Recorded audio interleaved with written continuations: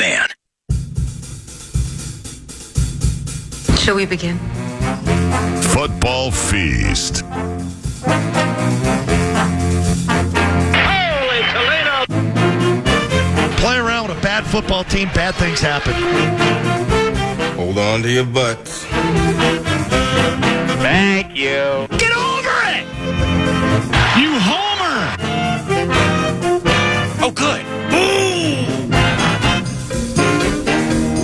Yeah! Got to be careful with Johnny Pecker. Double doink. 58th time's the charm. Just listen. Just listen. You like that? 9 to noon.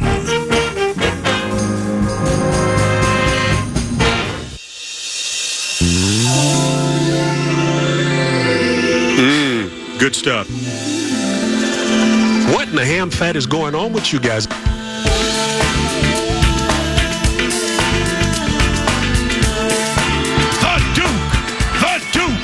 The Duke is on fire!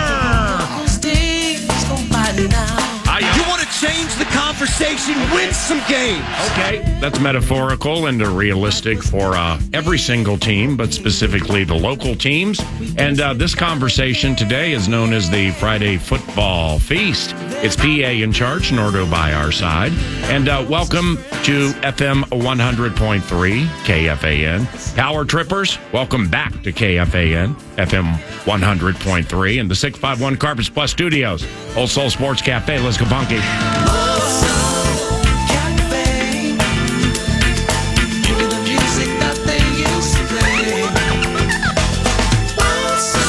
9 to noon. Football Feast. Good morning, Nordo. Good morning, PA. Good morning, Polly Wally. Hey. Glad to be back. So, who is Larry Schechter, and what do you like about his book, The History of Fantasy Sports? Because we're going to learn a lot about that at 11:03. Larry Schechter was a high-stakes fantasy baseball player. Oh, wow. Like 20 years ago, and he was very good. He took down a bunch of big national championships and won a bunch of cash. And he's something of a journalist and started working on a book about a year ago detailing the history of this fantasy sports industry, going all the way back to like the 50s and 60s, and the things that don't are sort of like fantasy football. Like, do you ever play Stratomatic? Nordo, did you ever play Stratomatic? Back in the day. Yeah, way back. Kid time. Yeah. Right, When exactly. we were playing Operation and Life and hiding the $500 bills underneath the Monopoly board. Exactly. So just when they thought you were relegated to Baltic and Mediterranean, you whipped out those nickels and purchased those orange and gold properties. Yes, and if you're the banker in Monopoly, you have an obligation to steal. I mean, that's part of the job. Wow. Is trying to nick a few bucks out of the kitty when you're the banker. Crazy. Well, the fun part about being part of only child syndrome is playing some of these games by yourself. Yeah. You win every time. It's amazing.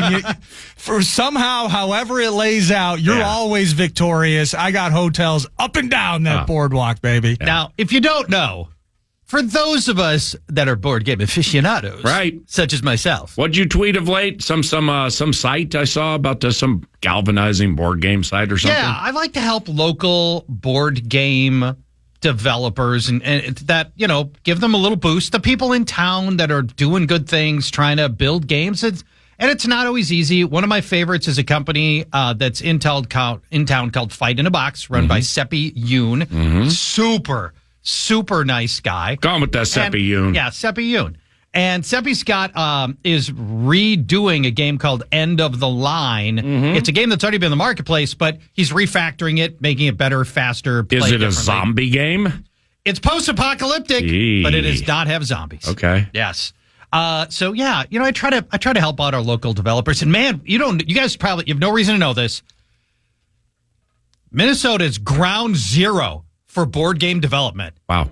We have some of the biggest and best board game companies in the world are here. Yeah. Leader Games is here.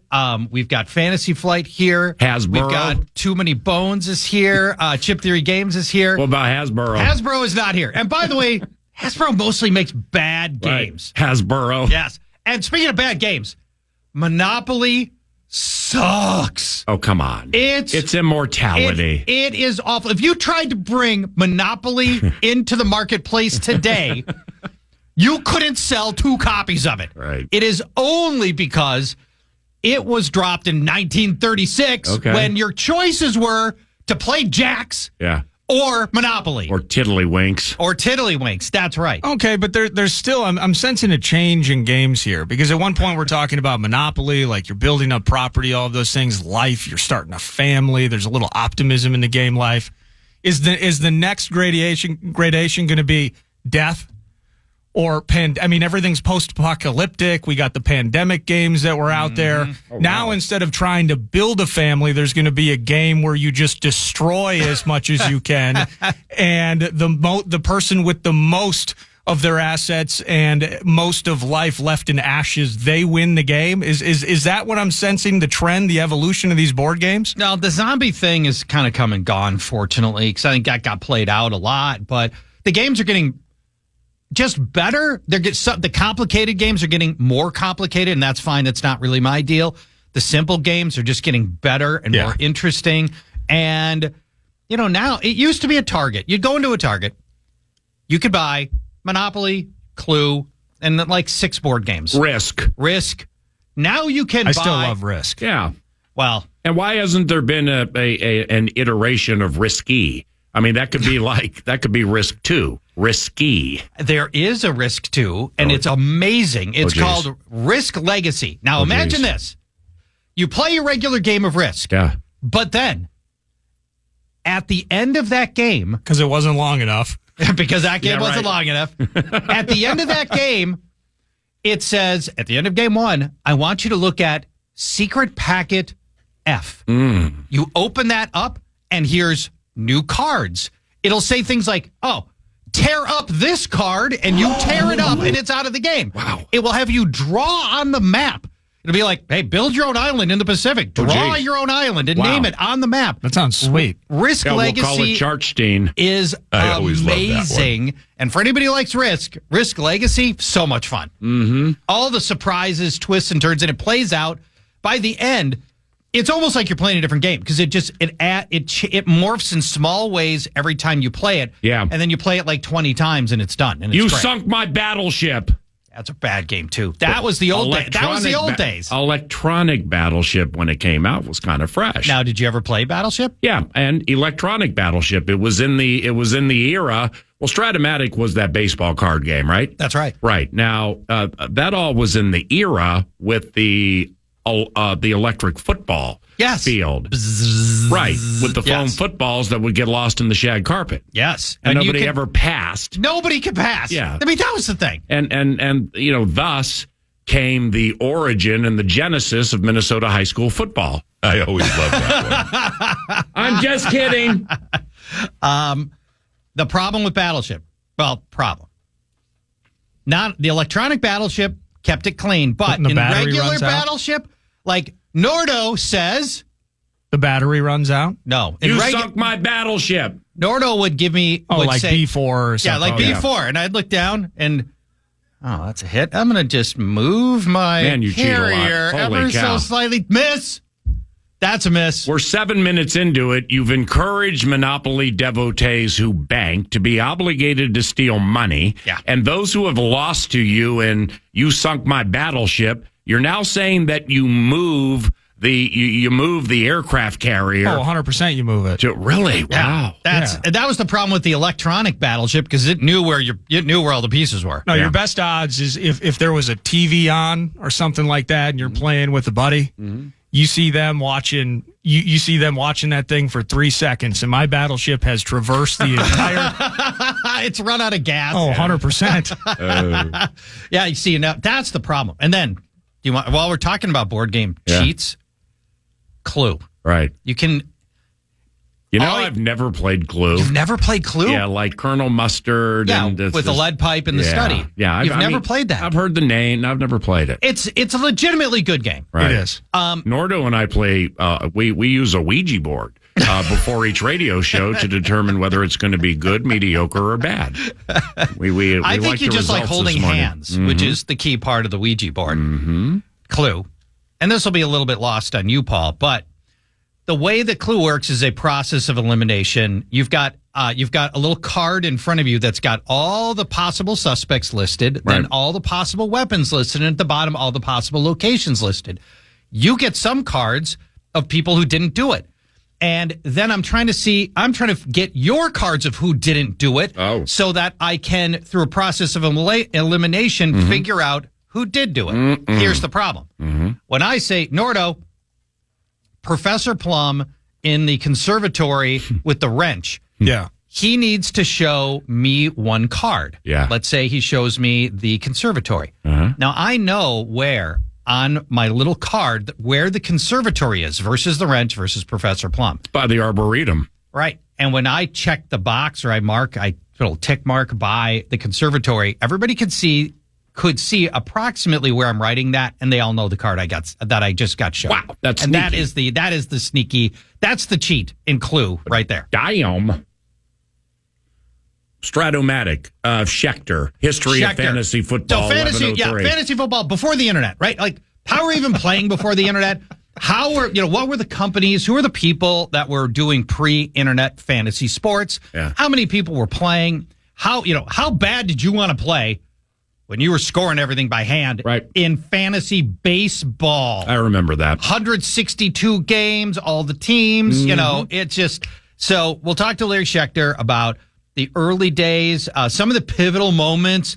There was an existential crisis in 2006 that almost ended fantasy sports for everybody. We'll talk about that a little bit. Wow. How we dodged that. Yep. What was existential about it? Well, the crisis was the leagues decided they owned stats. Right.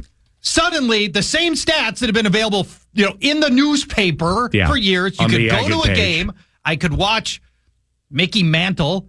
I could see him go 3 for 4 with a double and 2 singles. But now, all of a sudden, the leagues were claiming, no, we own that. Right. Once fantasy got big enough, then like, well, there's money here to be had. Right. Now we own all the stats from the players. So the fantasy industry then was very small. We were not a big, really. We didn't have much bargaining power back then. We're tiny. DFS hadn't happened yet. There was no FanDuel. There was no DraftKings. And how we battled the leagues to make sure that stats could be used by anybody, that anybody can see the stats. Anyone, nobody owns the stats. Otherwise, had it worked out that way, we'd all have to play at NFL.com, and that would be it. Yeah. We'll talk about that with Larry Schechter, 11 o'clock. It's the minimal intel that I have on this, because I haven't read it, but I do have some questions, is that you can tell Larry's book, The History of Fantasy Sports and the Stories of the People Who Made It Happen, has been exhaustively researched, and it's detailed history of the fantasy sports industry. And I know people who have spent their entire careers in that industry who have become enlightened by the interviews and countless stories throughout the book. So I'm looking forward to that at 11:03. Yeah. And obviously, I've been in the industry since 1993. This is basically my entire adult life. And there was a ton of stuff in there that I did not know, because I was very football-centric. The early days of fantasy sports, it was more rotisserie sports and baseball. Right. And that stuff was just totally lost on me. That was back in the day when and I'm sure people still do it, but a lot of people would have score books at like a Major League Baseball game, and they would score the game. Yeah. So they would, draw the line up to first base for a single for Ted Williams, and then he advances on an error, and you draw that, but you got an E6 over here. Do you know how to do that? I don't. Yeah. Do you know how to score a game? Like, you get the program out and you turn, open to that page, you got your pencil. Do you know you can score a game? Yeah. I do not know how. Might require a refresher.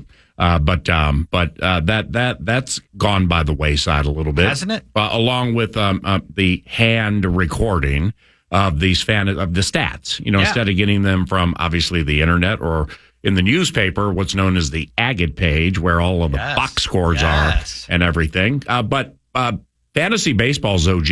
I mean, that's the original game. That's the OG of fantasy sports, right? Well, mostly, but as Larry will tell you, there were early non-baseball fantasy leagues happening that mostly nobody knew about, including one that involved the Al Davis Oakland Raiders, people inside the organization, the beat writers. Yeah, that was happening in the 60s. What do you mean? They were playing fantasy football. Wow. Inside the Raiders organization and with the beat writers in the 60s. Crazy. Yes, they're drafting Johnny Unitas. It was that era of players back then.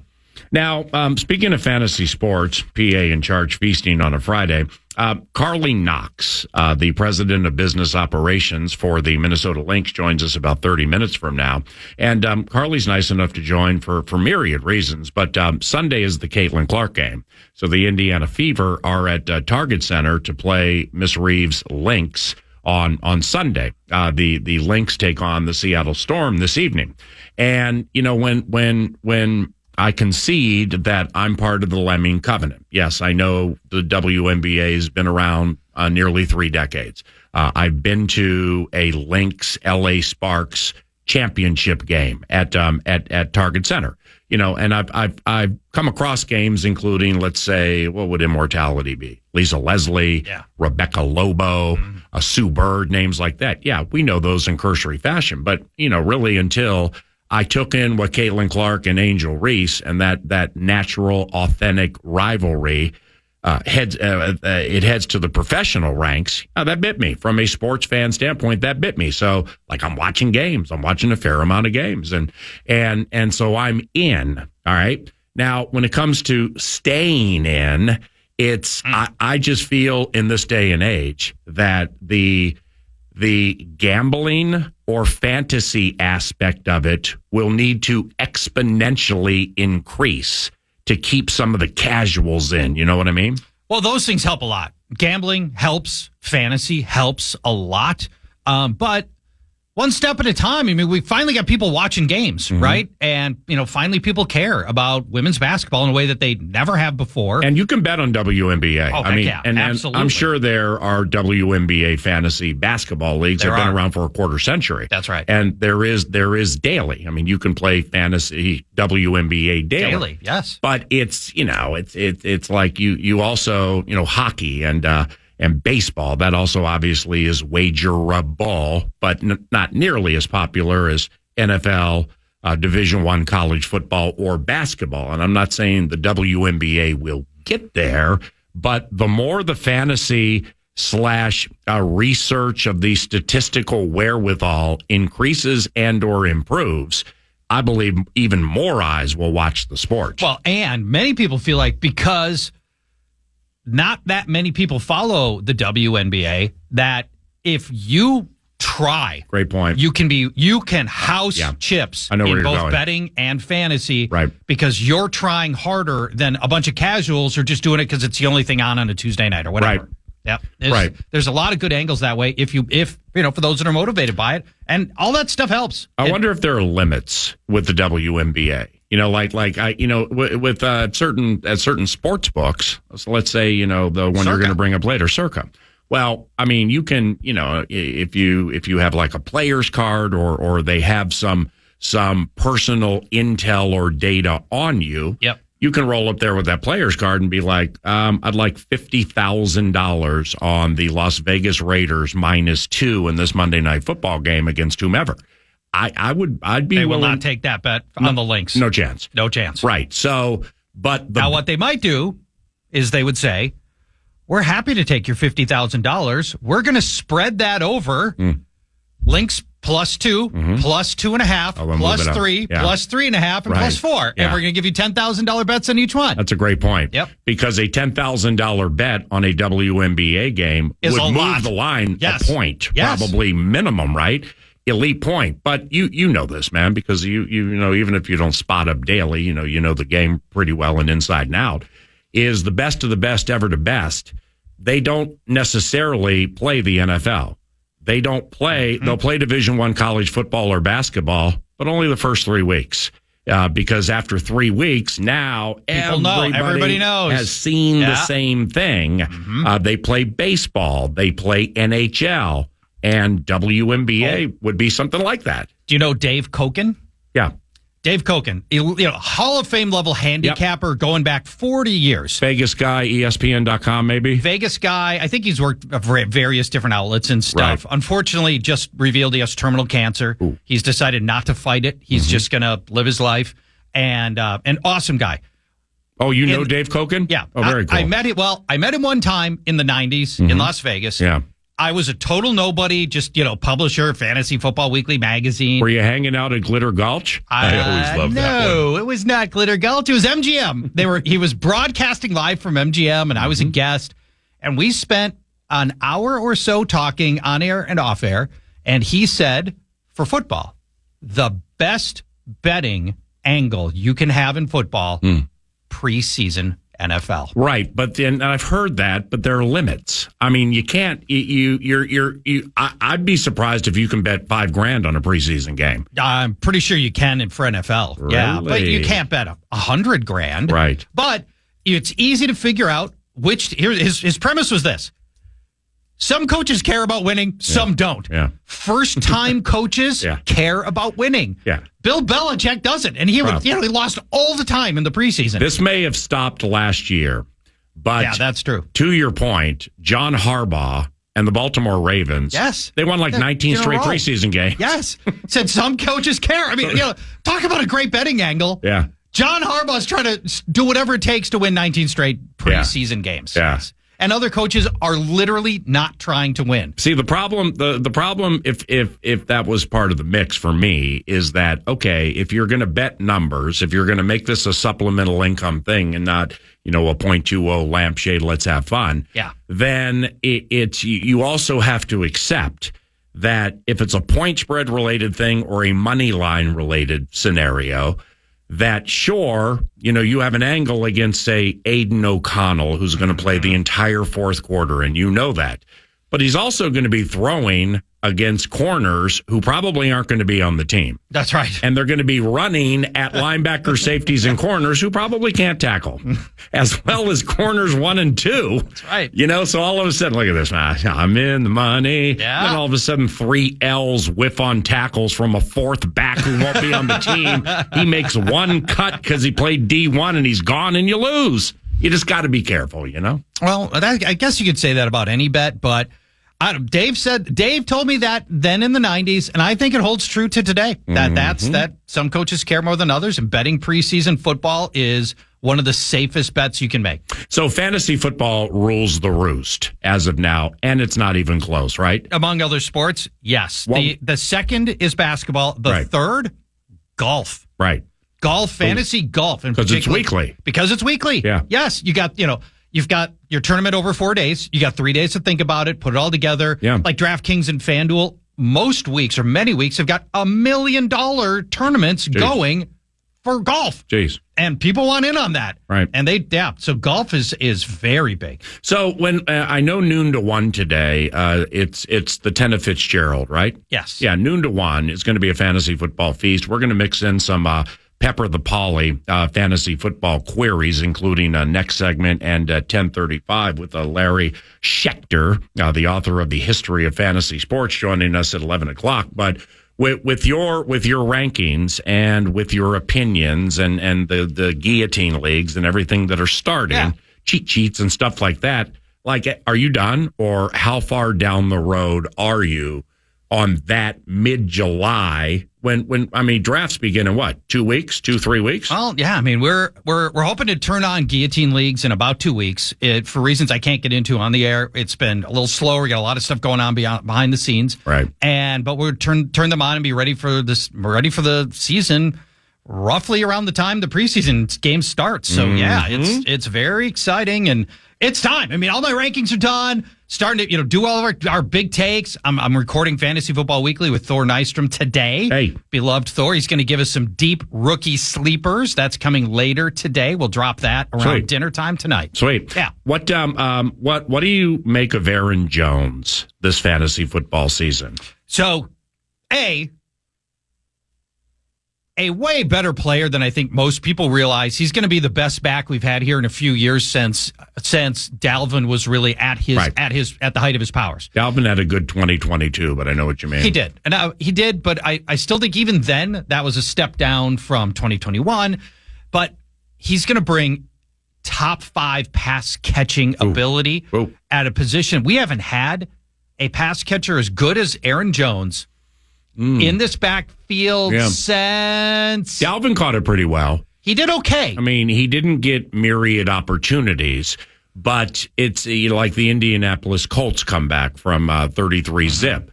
Maybe the most key moment of that game. They stopped Matt Ryan on a 4th down try. Then the very next play, O'Connell screens left. Dalvin makes 2 guys miss. 80 yards later. And Dalvin is as good at with the mechanics of the screen really as anybody I've seen, since I've done this job. He just, the mechanics of seeing it, catching it, and having it flow so he gets his guys set up, and then he's able to make 1 or 2 guys miss. And he had a catch back left to the end zone at FedEx Field, a one-hander. Oh, unbelievable. Yeah, so, I mean, he's an accomplished pass-catching back that, just faced scenarios where the opportunities were not voluminous. So, now, Aaron Jones comes in, and I agree with everything you said. Dalvin was an accomplished pass catcher. Mm-hmm. Aaron Jones on a whole different level. I mean, he is at the Austin Eckler level of pass catching ability. Wow. So now we find out that's amazing. Will Kevin O'Connell change the way he's done business for all of these years that we've seen, 2-3 years that we've seen him, and start throwing more to Aaron Jones? And then the other big thing is, he wears down. I mean, he is dinged up constantly. He's way slighter of build than people realize. Yeah, he's not as thick as you and Dalvin. I saw him on stage at the draft. I'm like, wow, he is this guy. He wasn't thin. as tall as I thought he was watching him on television. He looks like he's 5'9", 5'10". I also had no idea it was as fast as he was. Now this is out of shoulder pads and out of the armor.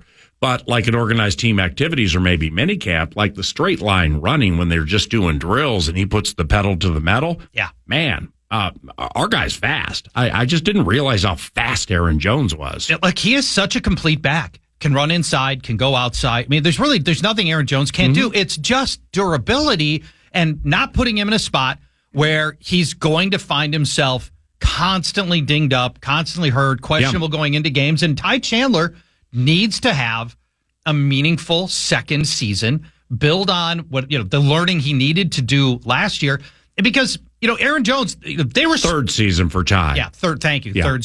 You're absolutely right. Third season, second playing season. I get you. Yeah, that's well said. Good correction. Even the Packers knew that, and they tried to limit Aaron Jones. And they would work in some of the other guys that they would have. The A.J. Dillon's. Yeah. And he would still end up getting hurt. So it's just, we got to be really careful with how much volume, unfortunately, we give Aaron Jones. And that's going to be sort of the only limiting factor for a player who otherwise can do everything. He's Paulie Wally's Paul Charchian, and the Friday Football Feast. PA and Charch is in the air. Nordo produces. Welcome.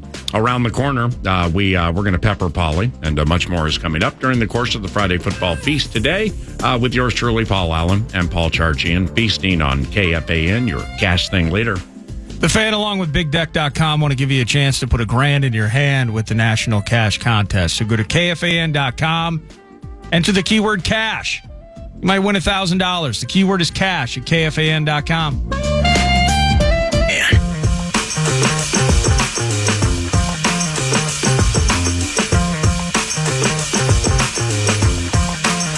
I know, right? PA and You gotta be bleeping me. Charch.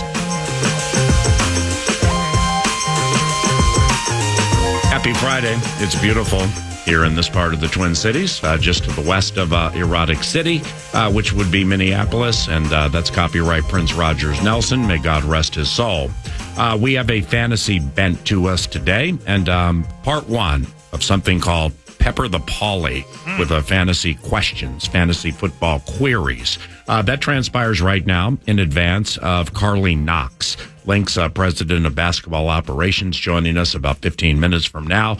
The Indiana Fever and Caitlin Clark are at Target Center on Sunday. It's sold out. It's ballyhooed. And we'll chat about that and more with Carley. And we're going to pepper the Polly right now. And here's the con. I'm going to start here. Charch, you've been playing this game, fantasy football, for so many years. And now we have Guillotine League, so that's kind of a different vibe and a unique one in itself. It's the best. Who's the most obnoxious type of fantasy player, Charch? The homer, who basically drafts half of his favorite team. MIA guy. He stops setting his lineup mid-season or never pays enough attention. Mm-hmm. The 500 transactions guy, the endless tinkering of bench players. The bad trade guy, he's trying to get Jamar Chase from you for Robert Woods. He does this to half the league, and he does it several times a season. Mm-hmm. Or the big advice guy. He's always texting you. He's in the group chat explaining how stupid you are and how smart he is. Who is the most obnoxious fantasy player to have in your league, Charch? May I add one? Oh, perfect. The no trade person.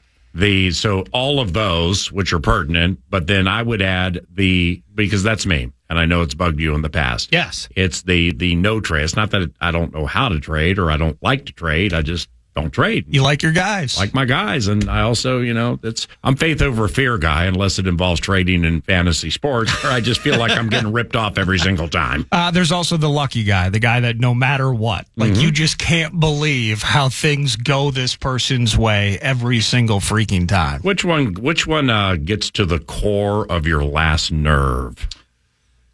I'm going to do the runner-up, and then I'll do the winner. Yeah. The second worst personality for me is the no trade guy, because I'm here for the action. I'm here for the back and forth. I'm here for the chatter, the smack talk, the interaction, and I'm willing to make bad trades. I offer dumb trades all the time because I got a hunch. Tank Bigsby's going to have a big year. Really? Whatever. And I don't mind. I'm not afraid to lose trades. Mm-hmm. I'm not afraid to offer even trades. Mm-hmm. I want people who will respond to trades. I want leagues that have people that want to do better, actively trying to improve their team via any mechanism they can, including the trade. Yep. And if there are people where the trade offers just go into a black hole, no answer. Oh, they don't even respond. They don't respond. They don't. They never offer a trade. Yeah, you get left on red. That's not that for me. You're not breaking any rules. Yeah, you're not doing anything wrong. It's just not the league I want to be in. Understood. Is it okay to be the person that will immediately respond to the trade, but they're not going to trade with you? Because the left on red thing, that's frustrating. If somebody just doesn't want to trade, I don't really care about that. Yep. But just sitting there and you wait for 8, 10, 12 hours. Yeah. Waiver wire, you put this out to the person at 10 a.m. Waiver wire hits at 2 or 3. If I know what's going to happen with this, that might impact how I deal with the waiver wire. Fair. And at 6 p.m., I'm eating dinner and I finally get a decline notice. Yes. That drives me insane. Now, it's all context sensitive a little bit. Like right now, I've been sitting on a trade in the Scottfish Dynasty League from a guy named Riff Raff, who's offered me Tyreek Hill for my second round pick. And I've been, contemplating this trade for a long time. Oof. And so I've been thinking about that one for like 3-4 days now. Keeps but I you let up him at know night, I'm contemplating it. I'm like, so, I'm thinking about this. How do you enjoy those camping trips with this on your mind? I know. How can you do that, right? Yeah. Attention distraction for the rest stops. I always love that one. The worst of those archetypes for any fantasy league is the don't set a lineup guy. Mm-hmm. The guy who doesn't pay attention. Ooh. The guy who's starting injured players. The worst. Because he's monkeying with the integrity of the league. Right. I need Paul to lose. Paul and I are battling for the final playoff spot. Right. I need Paul to lose. But Nordo, who's been mathematically eliminated since week 4. Ain't setting the lineup. Well, Cousins got hurt at Lambeau, so I'm just putting him in there. Right, exactly. And now Paul's getting easy victories he shouldn't get, tinkering with the integrity of the league. Totally not cool. Those are the people that you just kick out of the league. We had that scenario in League Freak, I think a year or two before Nordo joined. So that'd be about 7, 8, 9 years ago. Yeah. I can't even remember who it was, but the commissioner, Stu, myself and a couple others were like, hey, what's going on here? So, like, he went in and would set his lineups. My man freaked out. I mean, the text messages, the guy called me, because I was at the lead for that, even though I'm not the commissioner. I'm like, well, you got to do this, man. I mean, we're right at the end, and, there's this involved and that involved. So, like, the guy called me, and of course I didn't take the call. But he quit the league. He he made it difficult too. Of course he dropped all of his best players. Oh, and of course 2 of them were picked up, and we had to deal with that. Wow. And so then everyone's got to back out the transactions and everything. I mean, my man became petulant with the whole thing, so he needed to go anyway. Can you just tell me that Doogie was one of the guys that picked up one of the players that were dropped? I think that was that was one of the frustrating moments in the quarter century history of League Freak is that led to the inclusion of Darren Doogie Wolfson. He took that spot. Who subsequently has won the bad boy a couple of times. He's also in my fantasy basketball league. He's and a shark. Doogie's been very good in that league, unfortunately, which is I wish he weren't as on the ball as he is. But so the bad lineup person's number one. Bad lineup guy is that's the worst. Right. That's the worst. So, those people hurt the league, and they change the outcome of leagues through their inactivity. Peppering Pauly, Nordo just got clipped with a phone call. Let me put this one in. Yeah. Dak's playing for new money. Yeah. Do you dig him as your fantasy quarterback? Yeah, because it's turned into a Dak Prescott offense. When Ezekiel Elliott was in his prime, not only was Zeke a very good running back, but he was vacuuming touchdowns, and it kept Dak at a level of production that was really just sort of like above average, and it wasn't superstar like. When Zeke a couple of years ago started to tail off, and then last year when Zeke was gone and they tried the Tony Pollard bit, did not work. They've since shipped off Tony Pollard.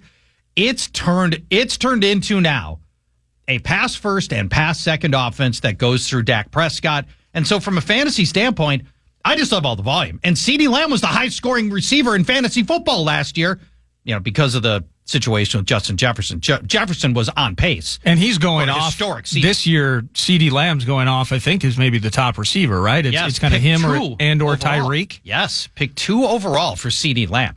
And Lamb is he's great. He is a very good player. You got to hold your nose when you draft any cowboy, but he's legitimately very, very good, and I have no problem if people want to take him that early. And Dak's having some of the best games and the best. He's in the best spot he's been in from a fantasy standpoint, where I just need him to score me fantasy points. This is the Dak we want. 36 touchdowns last year, led the NFL. Dak Prescott. Let me hit you with this, maybe just a quickie, and then we'll pause. We'll do more peppering Pauly. Carley Knox will be joining us around the corner. Jonathan Brooks, and maybe there are more conversations around rookies. Yeah. Is he just in the best spot to immediately become non-quarterbacks? Running back Jonathan Brooks going to Carolina, is he in the best spot maybe to think about being one of those running backs that could start kind of the landslide of rookies and younger players? He was my second favorite running back coming into the draft, but he dropped into the perfect spot. Jonathan Brooks went in the second round. He goes to Carolina. Carolina upgraded their offensive line in the offseason, so I like that. And really, they upgraded the whole offense. But his competition is Chuba Hubbard and then Miles Sanders, who got benched for Chuba Hubbard last year, and they're both dead.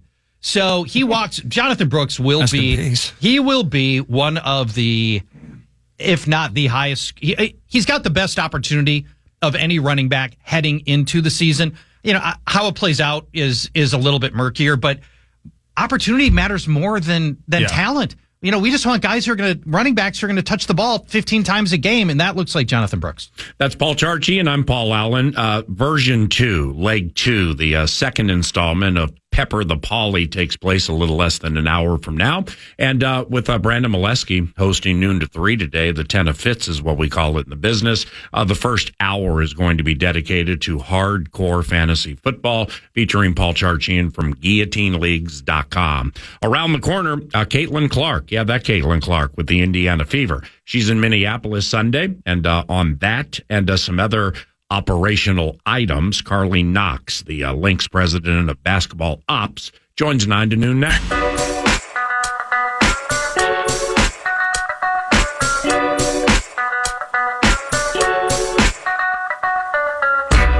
Carley Knox is the Minnesota Lynx president of basketball operations, and she joins the Friday front court feast now. Carley, it's Paul Allen and Paul Charchian. How is this beautiful Friday treating you so far? Good morning, and thanks so much for having me, and happy game day. The Lynx are taking on Seattle tonight. No doubt. Any idea where I can watch it if I'm in the Comcast covenant? Not like you haven't gotten that question 500 times. Absolutely. Well, you're in the same bucket as me, and so Bally Sports North has a streaming app, and that's how I stream every game, so Bally Sports Plus. Right on.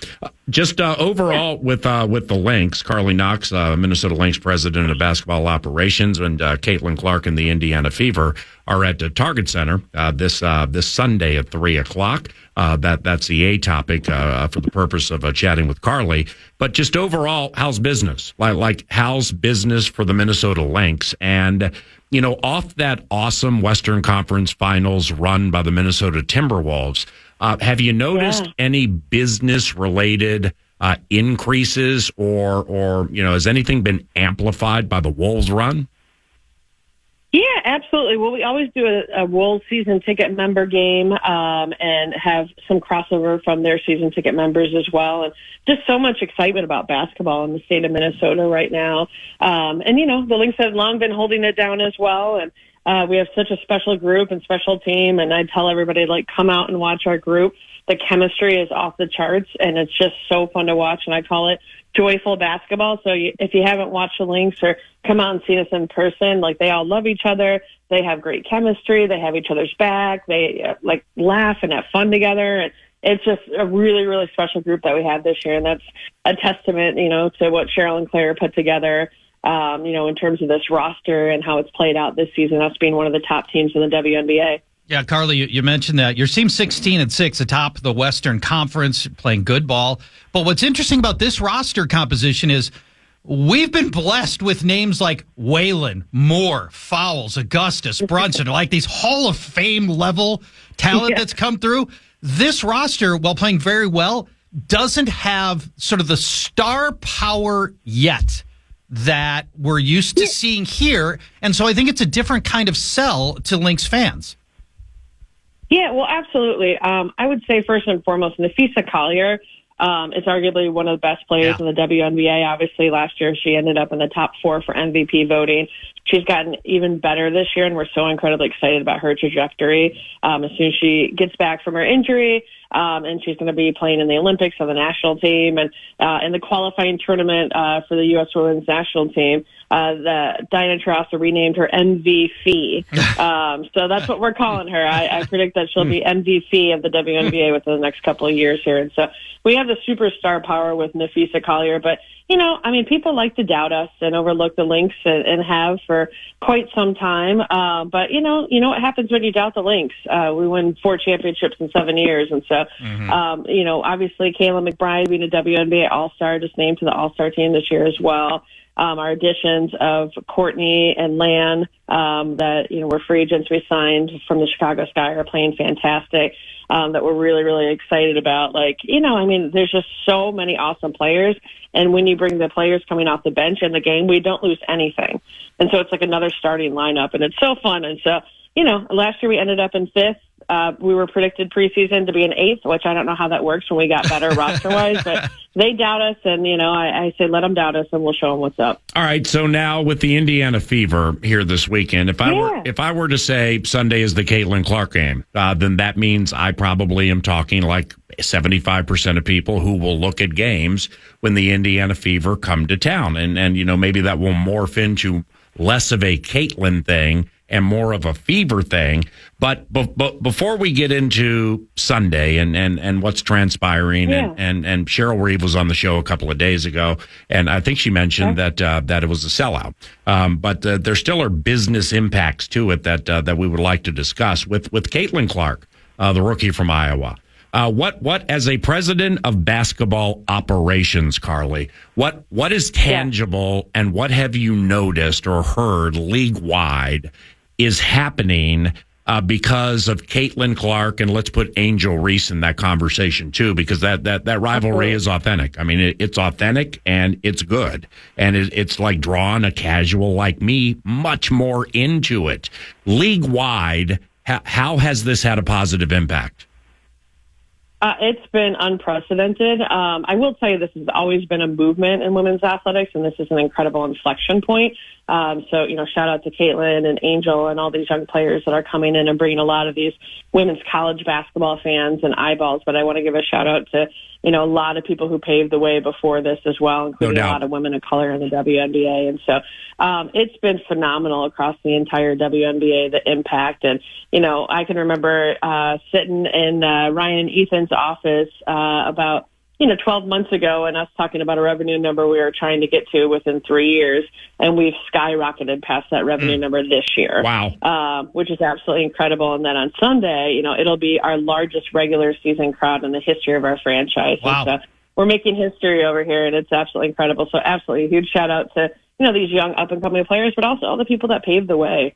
Well, so what is what will be the largest crowd in the history of the Lynx? I mean, like every seat sold, lower and upper deck? Exactly. Wow. Yeah, so it's the largest regular season crowd in our history, 18,978. Wow. Before we did the renovations, we were slightly bigger, and so we had a sellout crowd during playoffs.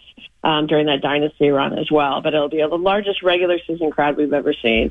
So yeah, you got to get there. We just opened a couple days ago our last 1,000 seats, and those are going fast, and we will legit be sold out at 18,978. So who is Caitlin Clark bringing down to the arena that wouldn't come before? What do those people look like?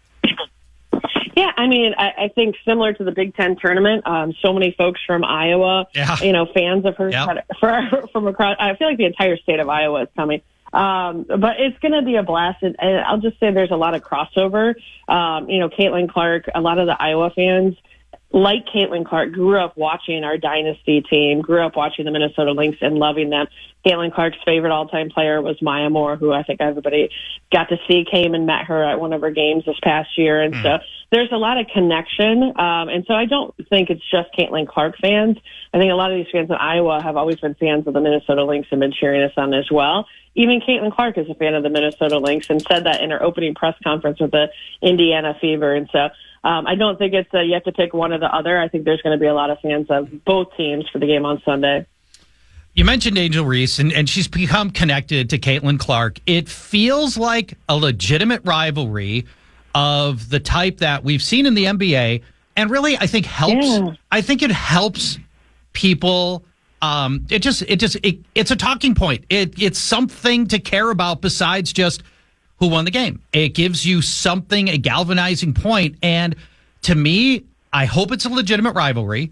I hope it continues. I don't want cooler heads to prevail, Carley. I want this thing. I want there to be simmering tensions here for years between Angel Reese and Caitlin Clark. I love that phraseology. Yeah. I think that you're absolutely predicting the future, and that rivalry obviously was started in college for them, and I think it will maintain through their entire WNBA games, and they're going to bring all the eyeballs and social media followers that followed them in college, and so it's a great thing to have across the WNBA, and I'll just say, wonderful to have people talking about the league, but want to make sure that we don't stop talking about the Minnesota Lynx, the 4-time world champion, and the fact that we're back, near the top of the standings again in the WNBA. And also the work we do in the community, our social justice work, our using sport as a vehicle of change to fight for all marginalized groups. And so there's always been a lot to talk about with the Minnesota Lynx and in the WNBA. But, we welcome more eyeballs and more conversations for sure. Well, yeah, and you're right. And this is like something I would call FIWA, fairness in the WNBA Act with Carley Knox, the Lynx president of basketball operations. And I've noticed it because I'm watching a lot and I'm reading a lot and I'm following it more closely than I ever have. So why is that? Yep. That's because I watched Caitlin Clark in the NCAA tournament pull up from 40 feet and hit him. Okay, now that's exciting, and I want to follow that. I want to follow Steph Curry. I want to follow kickers to a certain extent who always hit from 60 yards, things like that. So it's I've noticed it has the type of conversation has decreased and it's lessened.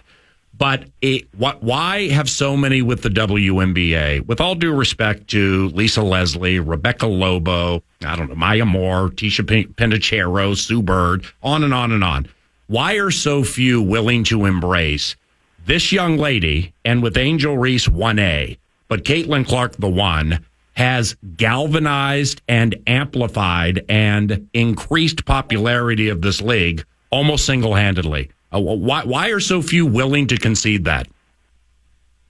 I mean, I think there's a smaller number of what you're referencing. I think there's been a lot of media attention around it that's tried to create this narrative around people hating Caitlin or Angel and it's just not the case. We have a league of wonderful, wonderful, inspiring women that, a lot of them play overseas together or they'll play on a national team together, and are incredibly supportive of each other. So sure, are there rivalries?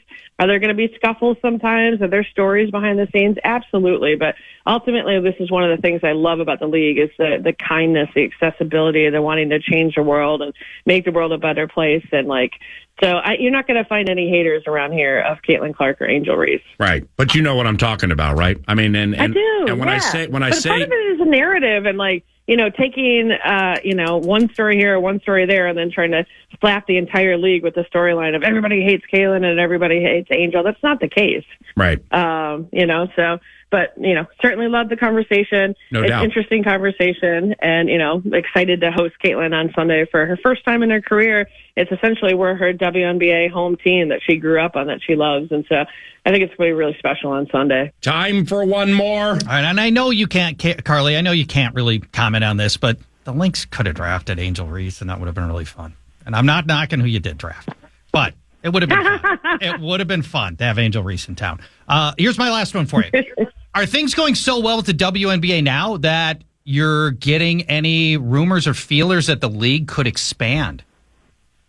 Yeah, well, obviously, I think everybody knows that we'll have the Valkyrie, which is obviously connected to Golden State here, that will come in next year. And then, obviously, you just saw the announcement of Toronto coming in the year after that. No, I did not know that. Okay. The league is totally committed to continuing to expand for years. So, we know for sure we have these two teams coming on, and that's official, one next year and one the year after that we're really excited about. And I think you're going to see continued expansion after that.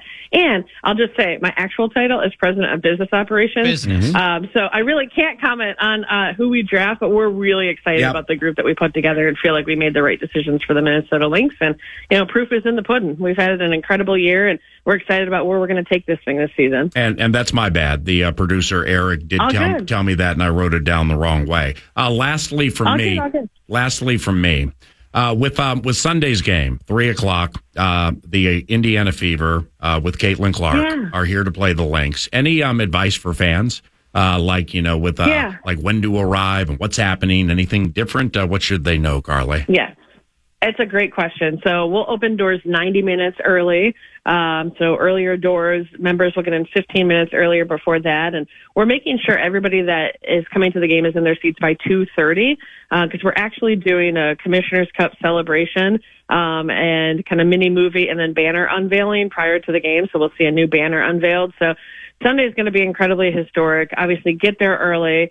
Get in your seats early, enjoy the celebration, and then we're in for an incredible game of basketball with the Minnesota Lynx and the Indiana Fever. I can guarantee you it's going to be an awesome game. Best of luck with the squad against the Seattle Storm this evening, featuring Jewel Lloyd and Skylar Diggins-Smith. That should be a fun one at 9:00. And thank you very much for the time, and let's do it again sometime, okay? All right. Thanks so much for having me. You guys take care. Yep. See ya. That's Carley Knox, the president of business operations for the Minnesota Lynx. 10:03, 9 to noon continues after